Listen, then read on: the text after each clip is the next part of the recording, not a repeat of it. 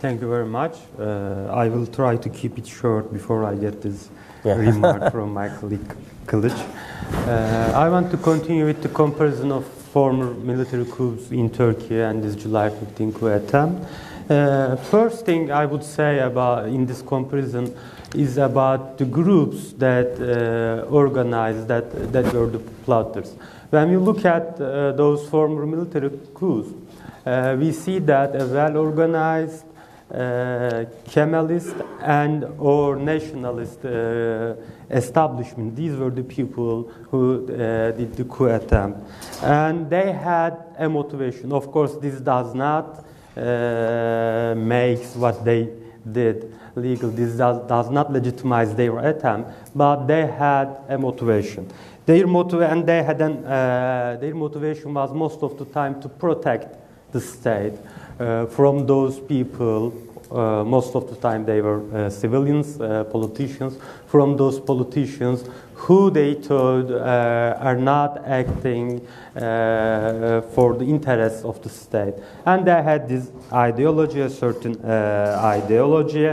And for example, they had this, plotters had the idea that how the state affairs should be done. And for example, in some attempts, they were claiming that they are protecting state against this rising religious reactionary in Turkey, quote unquote, of course. And for some time, they were claiming that they were protecting the state against radical leftist street activism or against terror, or they were blaming politicians for political instability. As I said, this does not make what they did legitimate, but this show us that they had some sort of roots in the society. Some people in the Turkish society supported those coup attempts because they had a certain connection with one of those ideologies that were prevalent in Turkish society. And when they look at the patterns of former military coup attempts in Turkey or coups, what we see that they were successful coups in that sense that military was successful to taking the control of the country.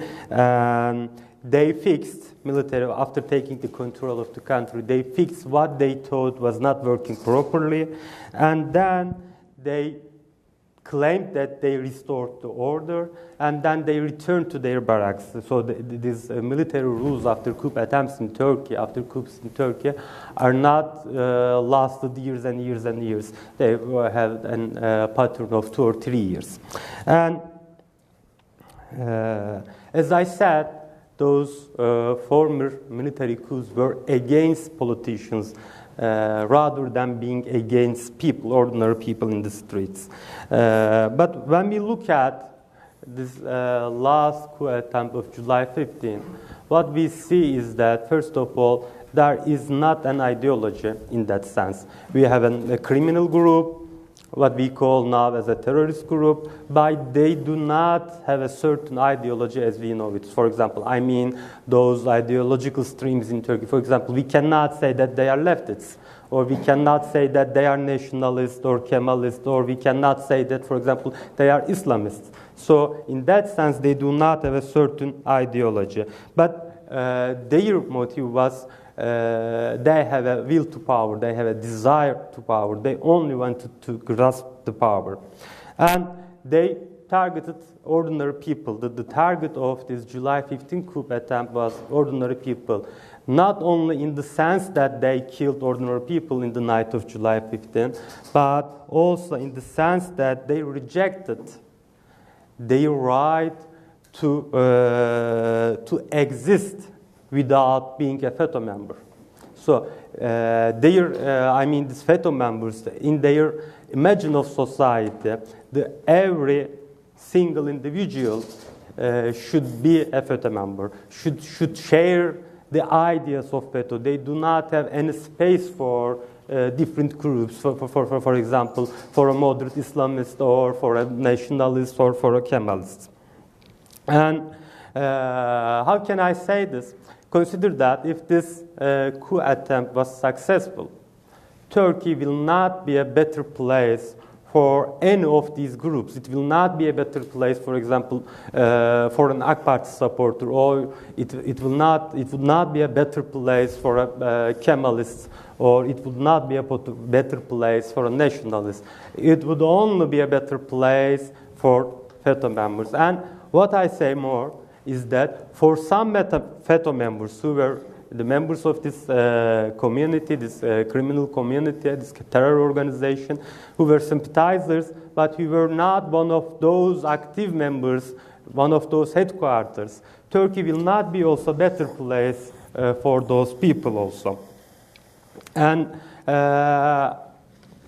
should I continue or stop? You have 4 more minutes. 4 more minutes. And I know that, I understand that this is something difficult to understand for an outsider, because we talk about a secret organization, as other speakers said, they infiltrated in the state for 40 years, and what was their chance in doing this? What was the opportunity structures? If I lastly answer this question, I can say that it's this radical secularism policies in Turkey give a great opportunity structure to these FETA members, because once, for example, veiling his religious activity, his religious identity is a very dominant pattern in Turkey until last few years. So state had a sharp stance against, a critical stance against all of these expressions of religious identity, and FETA also utilized this case. They claimed to the ordinary Turkish people, they claimed themselves to become one of those religious groups, that ordinary religious groups that Turkish society supported, and they take the support of ordinary people. And this was their number one advantage in infiltrating the state and also taking the support of ordinary people. Let me stop here, then I will continue with the questions.